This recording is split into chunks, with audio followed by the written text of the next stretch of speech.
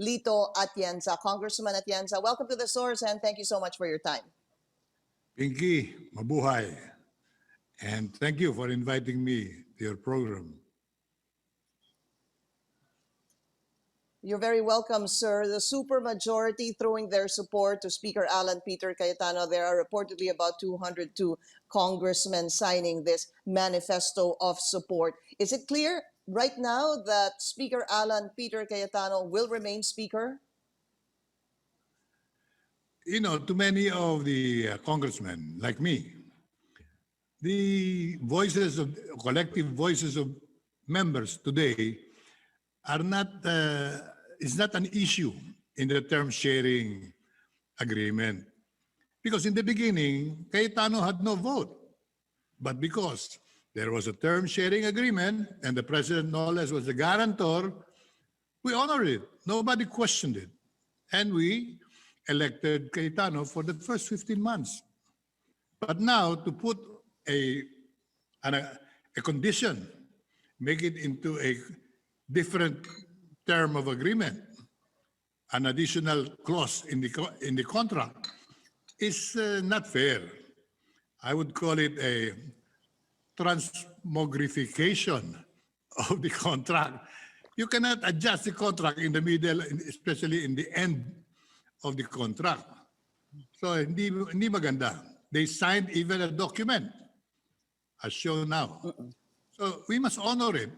There is a more important element that we should work for in building up the integrity of the institution of Congress.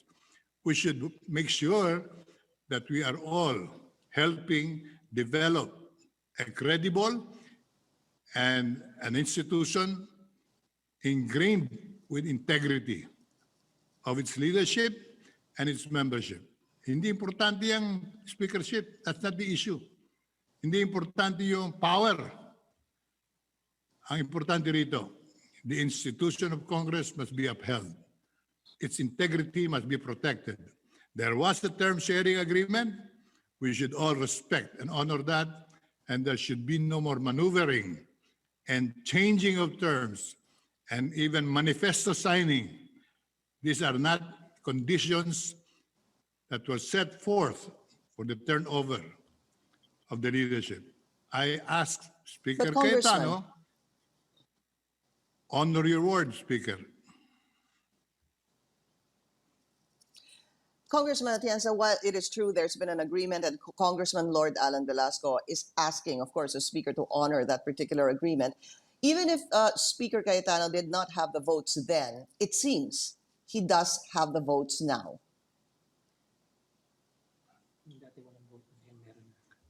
Well, that is not the issue here. You will develop a following the moment you become a speaker. You make anybody a speaker, and whether he likes it or not, he will develop a following.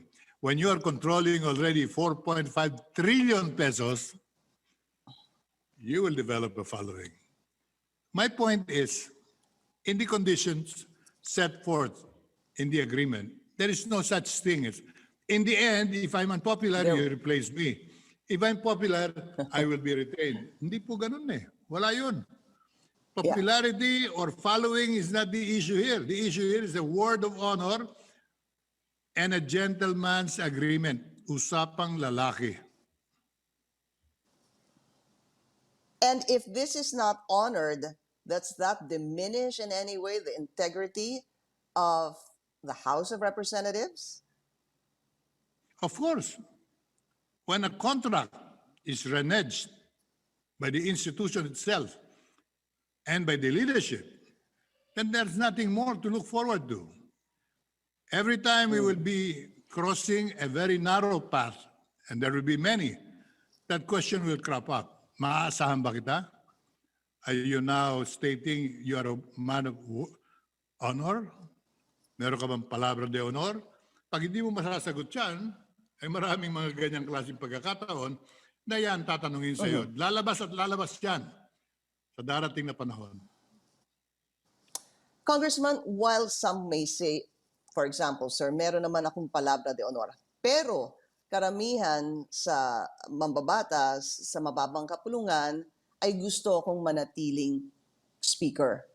How do you reconcile that? Because we do know, I understand what you're saying, there's an agreement. Wala naman pong clause no, dun sa agreement na kapag hindi ka popular, kapag hindi ka magaling, ay pwede kang hindi maging speaker o pwedeng hindi matuloy. You can renege on this contract. I do understand what you're saying, but it's always been a tradition at the House that it's a numbers game at the end of the day. How come we did not use the numbers game a year ago? How come? Because Speaker Cayetano offered a solution, and he was able to convince the President to put himself in between and guaranteed the agreement. Alam niyo, may kasabihan tayo, guarantor, pagador. Pag sinira agreement, even President Duterte will be dragged, his name will be dragged into the issue. Oh, how come you are not able to enforce the agreement that you witnessed and you guaranteed? Kaya hindi maganda eh. And no amount of signatures can change the fact. You are changing the rules of the game, especially at the end game. Kaya ko ginamit yung word, transmogrification. Kung di nyo naintindihan yan, look at the dictionary. From a worm to a caterpillar to a butterfly. How can you argue against that? That's a fact. So if they renege on their word, argument. Yeah. If they There is renege an on their word, argument, though, no amount of Congressman. explanation will change the fact. You did not honor your word. Okay. Kahit na po Congressman, sinabi ni Congressman Dan Fernandez na the speaker was going to honor this agreement. However, nagkaroon daw ng attempts. I don't know. I think he even used the word betrayal, attempts to even replace APC earlier than the agreement. Kaya daw nagkaroon siguro ng ganitong klaseng pagkakaiba or progress doon sa speakership. Nagkaroon ho kasi ng mga talks of a coup. Pinky, I will say this with a straight face in front of Dan Fernandez. That is a falsehood. It's fake news. It's a script prepared by them and not by anyone from Congress. Yan po'y gawa-gawa, hindi po totoo yan. I would know because I am well attuned to the day-to-day behavior of my fellow congressmen. Hindi po totoo yan. That's part of the whole And script. what about... And eventually, I even accused Velasco of initiating it. Why should Velasco initiate any movement today when all he has to do is wait for 1 more month and he's already speaker? Doesn't make sense. And a man like Velasco, ako, by the way he behaved in honoring the agreement, I consider him an honorable gentleman, worthy to be called kagalang-galang at hindi kagulang-gulang. Sino ho yung kagulang-gulang, sir? At yung mga nagpaplano na sirain yung agreement, yun, kagulang-gulang. What do you say, though, Congressman Atienza, to this allegation that Lord Alan Velasco may have lost his speakership because he's an absentee congressman, and according to his peers, this is what I saw from Congressman El Rey Villafuerte, according to his peers, ay tamad daw po siya.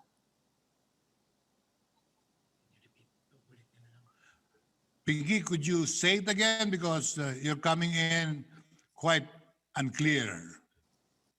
Opo, Congressman, meron ho kasing alegasyon na si Congressman Lord Alan Velasco lost the speakership kasi daw absentee congressman siya, and to his peers ay tamad daw po.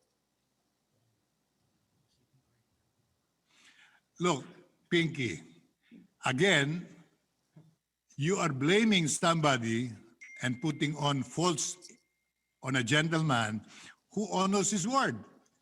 When he said, I am going to give you the first 12, 15 months, he did not meddle, he did not contradict, he did not even raise an issue even when he feels, I'm sure, the way I felt.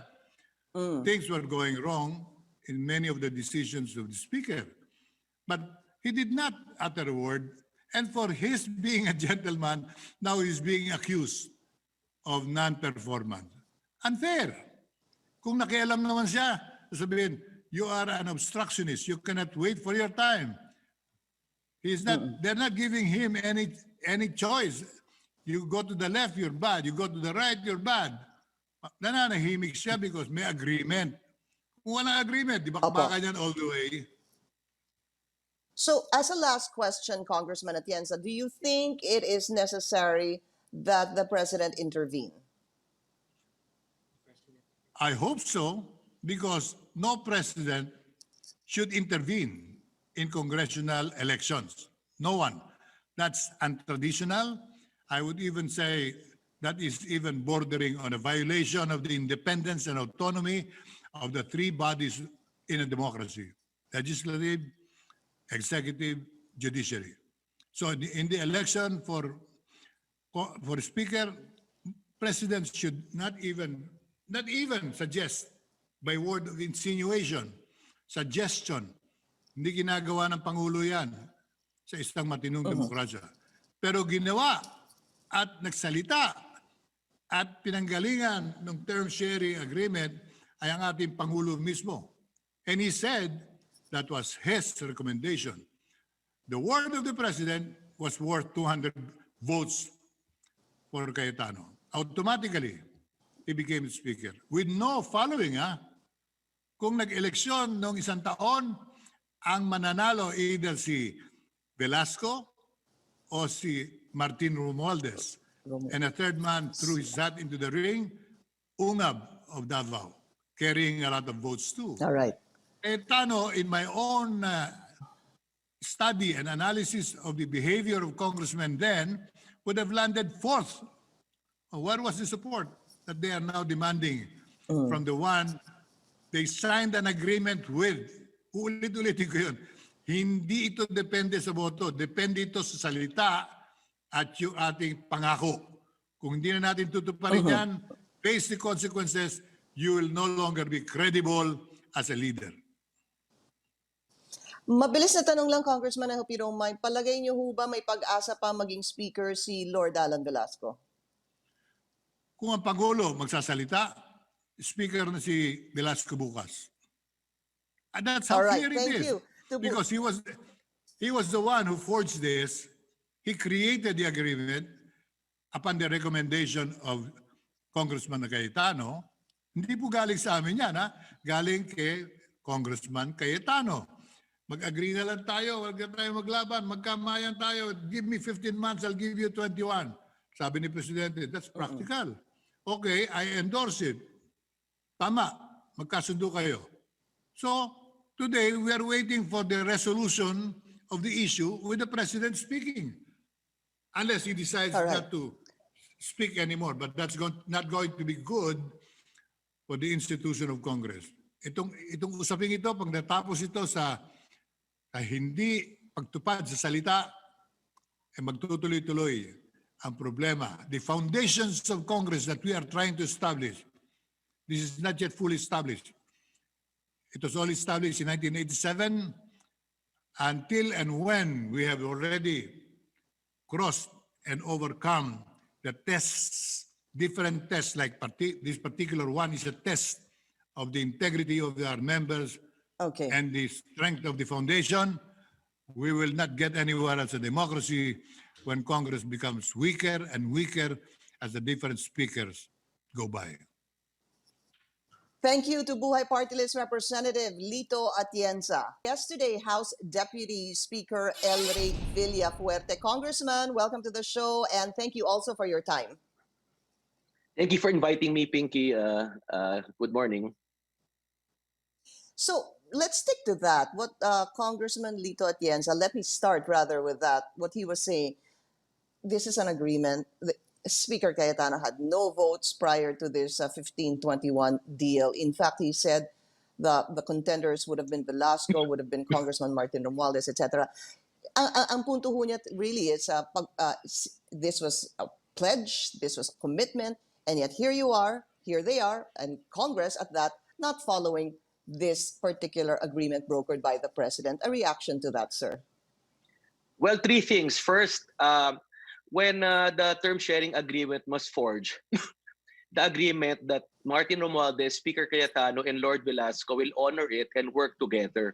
So, Speaker Alan, with all his sincerity, offered Lord Velasco to be the senior deputy speaker, meaning the speaker-in-waiting presumptive speaker, so that in the next 15 months, maganda ang relasyon, maganda ang flow, so that after the 15 months, Congress will still continue to work better with the three working together.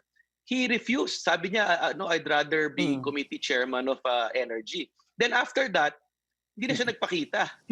As I mentioned earlier, you mentioned earlier, absentee congressman siya, he did not perform, and his peers called him tamad. Look at his legislative track record, not only as a congressman, as a committee chairman of energy. First, so he didn't, inassume niya na just by the endorsement, he can just be speaker. He did not try to earn the respect of his peers. Second, there were numerous coup attempts. Every time may budget season, nagkakaroon ng in-offer niya ng mga budgets and chairmanships ang his supporters. Kasi wala namang maniniwala, Pinky. Meron na siya supporter. Maniniwala ba tayo na hindi niya pinangakuan ng posisyon yun? Sigurado po, ang agreement is papalitan lang speaker and the committee on accounts. All other positions, walang palitan. But the way he moves, palagi siya nag-o-offer ng budgets, palagi siya nag-o-offer ng positions, even up to now. Yan ang ginagawa niya. So it creates instability. Then third, it's a question of competence. From the start, Speaker Alan is the more qualified, experienced congressman to lead the House. And he has shown in the last 14 months, the trust rating of Congress was at an all-time high. Pinasalamin lahat ng SONA commitments ng Presidente. Kahit yung mga controversial bills na anti-terror law, ABS-CBN franchise, pinagdebatihan, we got a lot of flack, ako personally, but we made a stand. Ngayon, where was Lord Velasco? Sabi ni Lito Atienza, no, he was a gentleman by being silent. I beg to disagree. Nananahimik siya, yeah. I beg, if you're a leader, you should be outspoken. You should have a stand. You should have a voice. Kaya nga speaker, di ba? Loudspeaker dapat. Ngayon, yung mga comments ni Congressman Atienza, I wanted to ask him, where do you stand ba? Are you from the minority or the minority? Because up to now, he's neither. He's just saying honor the agreement. But he's not saying why he likes Velasco. He's just saying he's a gentleman, but he's not saying he's competent to lead. So, yan ang issues na kailangan harapin. Ngayon, okay, go ahead, ma'am. Sorry, I understand what you're saying, no? Inisa-isa mo yung mga sinasabi mong incompetence, did not gain the respect of his peers. Of course, Congressman Lito Atienza had an answer to that. Dito ka sa kaliwa, may sasabihin. Dito ka sa kanan, may sasabihin. Parang palaging magiging suspicious kung ano man ang gawin nung supposed to be speaker in waiting. But in the agreement, Congressman, meron ho ba nakasulat dun sa term sharing na kapag tamad ka, tinawag kang tamad ng mga colleagues mo, kapag di mo nakuha yung respeto ng mga mambabatas, kapag incompetent ka, ay hindi ka matutuloy bilang speaker. Was there anything there? Or was it really simply just a 15-21 term sharing? I don't think there was a clear specifics like that. But Pinky, you can be speaker after the 15th month, but the day after, you can be voted out. Diba? So meaning, pwede naman kung gusto ng ituloy yan, pero the next day, at the end of the day, magbobotohan pa rin. And if you do not have the trust and the confidence of your peers, you can be voted out anytime. Okay, it's true because it is, at the end of the day, really a numbers game. It is. So what happened, Congressman Lord Alan Velasco yesterday posted photos of him on his Facebook account, Speaker APC, Majority Leader Martin Romualdez. Obviously, this is a clear reminder of what was agreed upon 15 months ago regarding this 15-21 sharing deal. And then it says this, the first term expires on September 30. That was the pledge made before the president. As true leaders, both sides are, I think this is the operative word, Congressman, obligated to avoid situations or statements that would subvert the agreement and betray the trust of our people. Medyo malalim po ata yung salitang obligated. Oh, tama. He should have followed the agreement that dapat we should work together for 15 months, and he did not. He attempted at least twice in coup. He wanted to oust Cayetano twice. Atienza can say hindi totoo, but mismo mga inoferan ng kampo ni Lord ang nagsabi sa amin. I mean, you know, hindi naman to basehan sa hearsay eh. Malinaw po yan eh. Kaya nga lalong nawalan siya ng supporters. You have to understand, Pinky, when this all started, ang backer talaga ni Lord was Congressman Johnny Pimentel and Congressman Don Gonzales of the PDP Laban.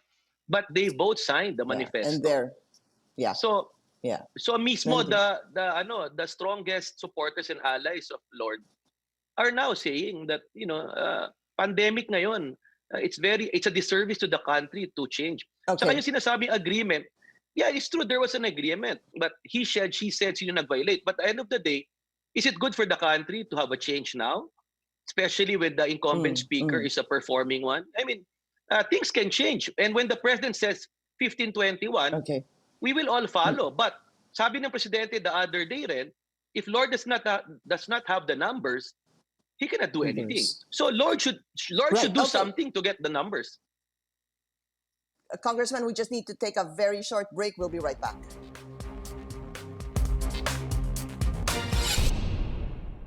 You're watching The Source on CNN Philippines. Our guest today, House Deputy Speaker Elray Villafuerte. Congressman, just one more question and then we're gonna have to shift to Facebook just for a few more minutes. Madami pa ho akong tanong. Meron pa ho bang pag-asa maging speaker si Lord Alan Velasco? Quite frankly, sir. Well, kung magbibilangan, I think wala siyang pag-asa kasi the supermajority has already spoken, has signified their intention for Speaker Alan to continue. I think that's my answer to that. And I sana na lang, if he loves the country, if he loves Congress as an institution, I think I should just honor the will and voice of the majority. And what happens if, syempre meron who's supposed to be meeting ngayong araw, ano po, with the President, si Speaker Alan Peter Cayetano, gayon din si Congressman Lord Alan Velasco. How do you see this actually progressing? I cannot speculate what will happen, Pinky, but we will request the President, as he mentioned, that just let the Congress decide as an institution who they want to lead the body. So, and what will happen naman, Lord's camp and Speaker Cayetano's camp are both for the President. So if we just let members decide, pareho pa naman kaming magsusuporta kay Pangulong Duterte, his legislative agenda. So wala namang effect. Ang effect kasi pag ang mamuno ay walang respeto among his peers, yan ang magiging problema. Congress as an institution will be affected.